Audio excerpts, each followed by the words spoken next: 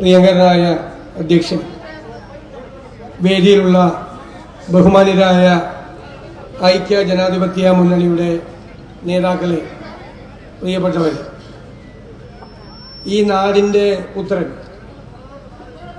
നിങ്ങൾ കേരള രാഷ്ട്രീയത്തിന് സംഭാവന ചെയ്ത ശ്രീ രാഹുൽ മാങ്കൂട്ടത്തിൽ ഇന്ന് കേരളത്തിലെ നിയമസഭാ അംഗമായി സത്യപ്രതിജ്ഞ ചെയ്ത മനോഹരമായ ഒരു ദിവസമാണ്.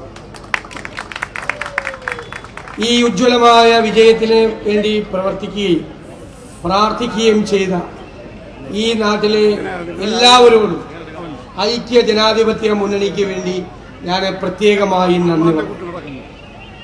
നമ്മുടെ സമീപകാലത്തൊന്നും കേരളം ദർശിക്കാത്ത ഉജ്ജ്വലമായ ഒരു പോരാട്ടത്തിലൂടെയാണ് മികച്ച ഭൂരിപക്ഷത്തോടുകൂടി, അഭിമാനകരമായ ഭൂരിപക്ഷത്തോടുകൂടി ശ്രീ രാഹുൽ മാങ്കൂട്ടത്തിൽ വിജയശ്രീ ലാളിതനായി സ്വന്തം നാട്ടിലേക്ക് കടന്നു വന്നിരിക്കും. നിങ്ങൾ നൽകിയ പിന്തുണയും നിങ്ങൾ നൽകിയ സ്നേഹവും നിങ്ങൾ നൽകിയ വാത്സല്യവുമാണ് കേരളത്തിലെ യുവജന നായകനാക്കി, പോരാളിയാക്കി ശ്രീ രാഹുൽ മാങ്കൂട്ടത്തിനെ മാറ്റി. നമുക്കറിയാം, പാലക്കാട് അദ്ദേഹത്തെ സ്ഥാനാർത്ഥിയായി പ്രഖ്യാപിച്ചപ്പോൾ അതിനു മുൻപ് അദ്ദേഹം അടൂരുകാരനാണ്, അതുകൊണ്ട് എന്തിനാണ് പാലക്കാട് എന്ന ചോദ്യങ്ങൾ പലരും ഉയർത്തിയത്. ഞങ്ങൾ അതിന് പറഞ്ഞ മറുപടി, കേരളത്തിലെ യൂത്ത് കോൺഗ്രസിന്റെ സംസ്ഥാന കമ്മിറ്റിയുടെ അധ്യക്ഷനാണ് ശ്രീ രാഹുൽ മാങ്കൂട്ടത്തിൽ. കാസർഗോഡ് മുതൽ പാറശാല വരെ അദ്ദേഹത്തിന് എവിടെയും മത്സരിക്കാം എന്നാണ്. പ്രാദേശികവാദം ഉയർത്തി BJPയും CPMഉം. പുന്നപ്ര വയലാർ സമരനായകനായ VS അച്യുതാനന്ദൻ 2 പ്രാവശ്യം മത്സരിച്ചത് പാലക്കാട്ടത്തെ മലമ്പുഴയിലാണെന്ന് ഈ CPM നേതാക്കന്മാർ മറന്നു. EMS നമ്പൂതിരിപ്പാട് പാലക്കാടുകാരനായിരുന്നു. ആദ്യം പോയി മത്സരിച്ചത് നീലീശ്വരത്താണ്, കാസർഗോഡ് മത്സരിച്ചത്. അതെല്ലാം മറന്നുപോയി. അവർക്ക് രാഹുൽ മാങ്കൂട്ടത്തിനെ മാത്രം മതിയായി. പിന്നെ നടന്ന കഥകളൊന്നും ഞാൻ പറയണ്ടല്ലോ. എന്തെല്ലാം നാടകങ്ങളാണ് പിന്നീട് ഉണ്ടായത്.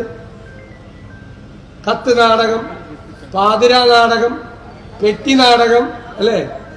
ആ നീലപ്പെട്ടി ഇപ്പൊ ഭയങ്കര ഡിമാൻഡ്. ഒരു സ്ഥലത്തും കിട്ടാനില്ല ഈ സാധനം. നീലപ്പെട്ടി ഒരു സ്ഥലത്തും കിട്ടാനില്ല. ഒരു കടയിലും കാണാൻ പോലും ആളുകൾ വാങ്ങിച്ചുകൊണ്ട് പോവാണ്. ഇന്നിപ്പോ ഒരു സന്തോഷ വാർത്തയുണ്ട്. രാഹുൽ മാങ്കൂട്ടത്തിൽ MLA ആയി ഇന്നിപ്പോ സത്യപ്രതിജ്ഞ ചെയ്തു. MLA മാർക്ക് സ്പീക്കർ സാധാരണ ഒരു പെട്ടി സംഭാവന, അത് നീലപ്പെട്ടിയാണ്. നീലപ്പെട്ടിക്ക് കേരള രാഷ്ട്രീയത്തിൽ ഒരു പേജ് മാറ്റിവെക്കണം. നീലപ്പെട്ടി അത് സംഭാവന ചെയ്ത ആളുകൾക്കാണ് അതിന് അവകാശപ്പെട്ട ആളുകൾ. എന്തെല്ലാം വർഗീയ വാദങ്ങൾ ഉയർത്തി, എന്തെല്ലാം വർഗീയ വാദങ്ങൾ ഉയർത്തി. കേരള രാഷ്ട്രീയം എത്ര മലീമസമാക്കാൻ ശ്രമിച്ചു. ആ വർഗീയതയ്ക്കെതിരായിട്ടുള്ള നമ്മുടെ പോരാട്ടമാണ് രാഹുലിന്റെ ഈ മികച്ച വിജയത്തിലൂടെ നമുക്ക് നേടാൻ കഴിഞ്ഞത്. ഇവര് കഴിഞ്ഞ പാർലമെന്റ് തെരഞ്ഞെടുപ്പിൽ പറഞ്ഞത് ന്യൂനപക്ഷ വർഗീയവാദമാണ്, ന്യൂനപക്ഷങ്ങളെ പ്രീണിപ്പിക്കലാണ്. അവർ വോട്ട് ചെയ്തില്ല, ഭൂരിപക്ഷം വോട്ട് ചെയ്തില്ല പാർലമെന്റ് തെരഞ്ഞെടുപ്പിൽ അവർക്ക്. അത് കഴിഞ്ഞപ്പോൾ ഇപ്പോൾ ഭൂരിപക്ഷ വർഗീയതയെ പ്രോത്സാഹിപ്പിക്കുകയാണ്. ഓന്തിന്റെ നിറം മാറുന്നത് പോലെ കേരളത്തിലെ CPM മാറി മാറി വർഗീയതയെ പ്രോത്സാഹിപ്പിക്കുകയാണ്. എനിക്ക് നിങ്ങളോട് പറയാനുള്ളത്, ഇന്ത്യൻ നാഷണൽ കോൺഗ്രസും ഐക്യ ജനാധിപത്യ മുന്നണിയും എടുത്തിരിക്കുന്ന അതിശക്തമായ ഒരു മതേതര നിലപാടുണ്ട്. ഞാൻ നിങ്ങൾക്ക് ഉറപ്പ് നൽകുന്നു, കേവല രാഷ്ട്രീയ ലാഭത്തിന് വേണ്ടി, ഒരു തെരഞ്ഞെടുപ്പിൽ ജയിക്കാൻ വേണ്ടി ഐക്യ ജനാധിപത്യ മുന്നണി ഈ മതേതര നിലപാടിൽ വെള്ളം ചേർക്കില്ല. അതാണ് വാക്ക്, അതാണ് വാക്ക്. ഒരു കാരണവശാലും വെള്ളം ചേർക്കില്ല. എല്ലാ വിഭാഗം ജനങ്ങളെയും ചേർത്തു പിടിച്ചുകൊണ്ട് ഒറ്റക്കെട്ടായി നമ്മൾ മുന്നോട്ട് പോകും. ഇവർ ദേശീയ തലത്തിൽ BJP വർഗീയതയാണ് ആളിക്കത്തിക്കാൻ ശ്രമിക്കുന്നത്. ആ സംഘപരിവാറിനെ പോലും നാണിപ്പിക്കുന്ന രീതിയിലുള്ള വർഗീയതയാണ് കേരളത്തിലെ CPM കൊണ്ടുവരാൻ ശ്രമിക്കുന്നത്. അവർ തമ്മിൽ മത്സരിക്കുകയാണ്. ആരാണ് ഏറ്റവും വലിയ വർഗീയവാദം പ്രചരിപ്പിക്കുന്നത് എന്നാണ് അവർ മത്സരിക്കുന്നത്. അതിനു വേണ്ടിയിട്ടാണ് അവർ മത്സരിക്കുന്നത്. രണ്ടുപേരും പരസ്പരം ഒരേപോലെ, ഒരേ തൂവൽ പക്ഷികളെ പോലെ വർഗീയവാദമുയർത്തി ആളുകളെ ഭിന്നിപ്പിച്ച് അതിൽ നിന്നും രാഷ്ട്രീയ മുതലെടുപ്പ് നടത്താൻ ശ്രമിക്കുന്നു. ദേശീയ തലത്തിൽ ഇന്ത്യൻ നാഷണൽ കോൺഗ്രസ് ആ വർഗീയവാദത്തിനെതിരായിട്ടുള്ള അതിശക്തമായ നിലപാട് സ്വീകരിച്ചിരിക്കുന്നത് പോലെ കേരളത്തിലും ഇന്ത്യൻ നാഷണൽ കോൺഗ്രസും ഐക്യ ജനാധിപത്യ മുന്നണിയും അതിശക്തമായ നിലപാട് സ്വീകരിക്കും. ഇവരാളുകളെ ഭിന്നിപ്പിക്കാൻ ശ്രമിക്കുകയാണ്. നമ്മുടെ സംസ്ഥാനം കുറ്റിച്ചോറായി. നമുക്കറിയാം, ഇവിടെ ഭരണം എന്ന് പറയുന്ന ഒന്നും നടക്കുന്നില്ല. ഞങ്ങൾ തെരഞ്ഞെടുപ്പ് കാലത്ത് ഒരു പുതിയ വാക്ക് പറഞ്ഞു. എന്താണ് കേരളത്തിൽ കാണുന്നത്? സർക്കാരില്ലായ്മയാണ് കേരളത്തിൽ കാണുന്നത്. നമ്മൾ ഒരു പ്രയാസപ്പെടുമ്പോൾ, നമ്മൾ ബുദ്ധിമുട്ടുമ്പോൾ നമ്മൾ ആഗ്രഹിക്കുന്നത് നമ്മൾ തിരഞ്ഞെടുത്ത സർക്കാരിന്റെ സാന്നിധ്യമാണ്, അല്ലേ? നമ്മൾ പ്രയാസപ്പെടുമ്പോൾ അങ്ങനെ ഒരു സർക്കാരിന്റെ സാന്നിധ്യം ഈ കേരളത്തിലെ സാധാരണക്കാർ അനുഭവിക്കുന്നുണ്ടോ? ഇല്ല. ഈ സർക്കാരില്ലായ്മയാണ് പിണറായി സർക്കാരിന്റെ മുഖമുദ്ര. കേരളം സാമ്പത്തികമായി തകർന്നു തരിപ്പണമായി. നമ്മുടെ ഖജനാവ് പൂട്ടി. ഞാൻ നിയമസഭയിൽ പറഞ്ഞു, ഖജനാവിൽ പൂച്ച പെറ്റി കിടക്കുകയാണ്. അപ്പോൾ ധനകാര്യമന്ത്രിക്ക് വിഷമമായി. അങ്ങനെ പറയാൻ പാടില്ല എന്ന് ഞാൻ പറയാൻ കാര്യം, എന്റെ വീട്ടിൽ ഒരുപാട് പൂച്ച. നിങ്ങൾ കണ്ടു കാണും, പൂച്ച പ്രസവിക്കാൻ നേരം അവസാനത്തെ 2 ദിവസം പരിഭ്രമമാണ്. ഓടി ഇങ്ങനെ നടക്കും. എന്നിട്ട് ആരും കയറാത്തൊരു സ്ഥലത്ത്, ഒരു പരിപാടിയും നടക്കാത്തൊരു സ്ഥലം കണ്ടുപിടിച്ച് ഒരു ശല്യവുമില്ലാത്തൊരു സ്ഥലത്ത് പൂച്ച പോയി പ്രസവിക്കും. കേരളത്തിൽ ഇപ്പോൾ പൂച്ചയ്ക്ക് പ്രസവിക്കാൻ പറ്റിയ ഏറ്റവും ബെസ്റ്റ് സ്ഥലം അത് തന്നെ, കേരളത്തിന്റെ ഖജനാവ്. ഞാൻ അതിശയോക്തിപരമായി പറഞ്ഞാണോ? അല്ല. 5 ലക്ഷം രൂപയ്ക്ക് മീതെയുള്ള ഒരു ചെക്കും പാസ്സാവില്ല. ഇത് 5 ലക്ഷം രൂപയ്ക്ക് ഓട പണിയാൻ പറ്റുമോ? ഇല്ല. അപ്പൊ കേരളത്തിൽ ഒന്നും നടക്കില്ലെന്ന് മനസ്സിലായി. പിന്നെ നിങ്ങൾ വിചാരിക്കും 5 ലക്ഷം രൂപ താഴെയുള്ള ചെക്ക് പാസ്സാവും, അത് മേടിച്ചു വെക്കും, പിന്നെ തരാന്ന് പറയും. ഒരു നയാ പൈസ ഇല്ല. ഇന്നലെ ഒരു തീരുമാനം വന്നില്ലേ?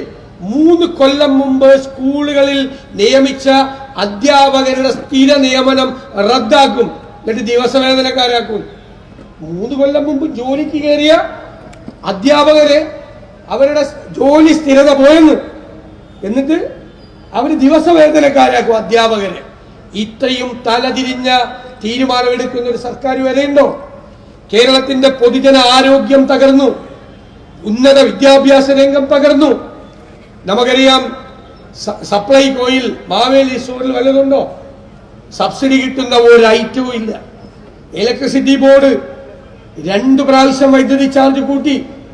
വീണ്ടും 3ാമത് വീണ്ടും കൂട്ടാൻ വേണ്ടിയിട്ടുള്ള എല്ലാ നടപടികളും പൂർത്തിയായി വരുന്നു. ഉമ്മൻചാണ്ടിയുടെ കാലത്ത് വൈദ്യുതി ബോർഡ് ലാഭത്തിലാക്കി. 1 യൂണിറ്റിന് 20 പൈസ നിങ്ങൾക്ക് കുറച്ചു തന്നു. അന്ന് ആകെ ഉണ്ടായിരുന്ന നഷ്ടം 1000 കോടി രൂപയായിരുന്നു. ഈ 8 കൊല്ലം കൊണ്ട് വൈദ്യുതി ബോർഡിന്റെ നഷ്ടം എത്രയായി? 45,000 കോടിയായി. ഞാൻ പറഞ്ഞു അത്രേ പറ്റിയുള്ളൂ. എന്നിട്ട് അതിന്റെ പാപഭാരം മുഴുവൻ ആർക്കാ? സാധാരണക്കാരായ നമ്മൾക്ക്. വെള്ളക്കര 3 ഇരട്ടിയായി വർദ്ധിപ്പിച്ചു. കിട്ടാവുന്നത് മുഴുവൻ പിഴിഞ്ഞെടുക്കുക. ആളുകൾക്കൊന്നും നൽകുന്നില്ല. പെൻഷൻകാർക്കും ജീവനക്കാർക്കും കൊടുക്കാനുള്ളത് 40,000 കോടിയാണ്. 5 പൈസ സർക്കാരിന്റെ കയ്യിലില്ല. എന്നിട്ടും ധൂർത്താണ്. ആ സർക്കാർ ഭരിക്കാൻ മറന്നുപോയിരിക്കുന്നു. സർക്കാർ മന്ത്രിമാർ ബുധനാഴ്ച മാത്രം തിരുവനന്തപുരത്ത് വന്ന് തിരിച്ചുപോയ ഒന്നും ചെയ്യാനില്ലാത്ത അവസ്ഥ വന്നിരിക്കുന്നു. നമ്മൾ ഈ വിജയം, ഈ പാലക്കാട്ടത്തെ വിജയം, ഒരു സംശയവും വേണ്ട, ഐക്യ ജനാധിപത്യ മുന്നണിയുടെ കൊടുങ്കാറ്റ് പോലുള്ളൊരു തിരിച്ചുവരവ് 2026 ഉണ്ടാകും എന്നതിന്റെ പ്രഖ്യാപനം കൂടിയാണ്. ഇവിടെ എന്റെ സ്നേഹിതന്മാർ CPC വിശ്വനാഥും CPK ഫിറോസും എല്ലാം സംസാരിച്ചു. ഞാൻ ദീർഘമായ പ്രസംഗത്തിനൊന്നും ഞാൻ പോകുന്നില്ല. ഞാൻ വളരെ വേദനയോടുകൂടിയാണ് ഞങ്ങൾ ശ്രീ ഷാഫി പറമ്പിൽ, പ്രത്യേകിച്ച് എനിക്കും വിശ്വനാഥിനും ഞങ്ങളുടെയൊക്കെ ഏറ്റവും പ്രിയപ്പെട്ട വലങ്കയ്യായിരുന്നു ഷാഫി പറമ്പിൽ.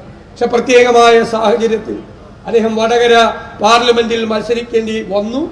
ഉജ്ജ്വലമായ വിജയം അദ്ദേഹം വടകര പാർലമെന്റിൽ നേടി. ഞങ്ങളുടെ വലങ്കൈ, എന്റെയും വിഷ്ണുവിന്റെയും എല്ലാം വലങ്കൈ നഷ്ടപ്പെട്ടപ്പോൾ അതിന് പകരമാണ് പാലക്കാട് ഞങ്ങൾ പ്രിയങ്കരനായ രാഹുലിനെ സ്ഥാനാർത്ഥിയാക്കിയത്. ഈ അടൂരിന്റെ പ്രിയപുത്രൻ, ഞാൻ ഇനി അങ്ങനെ പറയില്ല, കേരളത്തിന്റെ പ്രിയപുത്രൻ. ഇനി അതാണ് നിങ്ങളുടെ പ്രാർത്ഥനകളും നിങ്ങളുടെ പിന്തുണയും രാഹുലിന് എല്ലാ സമയത്തും ഉണ്ടാകണം. കേരളത്തിലെ ഒരു മികച്ച പാർലമെന്റേറിയനായി മാറാൻ രാഹുലിന് കഴിയും എന്നാണ് ഞങ്ങളുടെ ഉറച്ച വിശ്വാസം. ഈ സർക്കാരിന്റെ തെറ്റായ കാര്യങ്ങൾക്കെതിരായി കേരളത്തിന്റെ നിയമസഭയിൽ ശ്രീ രാഹുലിന്റെ ശബ്ദം മുഴങ്ങുമ്പോൾ അതിൽ ഏറ്റവും കൂടുതൽ അഭിമാനിക്കാൻ പോകുന്നത് നിങ്ങളായിരിക്കും എന്നെനിക്കറിയാം. പാലക്കാടൻ ജനതയെ പോലെ നിങ്ങളും അടൂരിലെ ജനങ്ങളും രാഹുലിനെ പ്രതീക്ഷയോടുകൂടി നോക്കിക്കാണുകയാണ്. ഈ യുവ നേതാവ് കേരളത്തിന്റെ ഭാഗ്യമായി മാറട്ടെ, കേരളത്തിന്റെ അഭിമാനമായി മാറട്ടെ എന്ന് ആശംസിച്ചുകൊണ്ട് ഞാൻ അദ്ദേഹത്തിന്റെ നിങ്ങൾ ഹൃദയപൂർവ്വം നൽകുന്ന ഈ മനോഹരമായ സ്വീകരണ സമ്മേളനം നിങ്ങളുടെ എല്ലാവരുടെയും അനുവാദത്തോടെ ഉദ്ഘാടനം ചെയ്തതായി അറിയിക്കുന്നു. നന്ദി, നമസ്കാരം.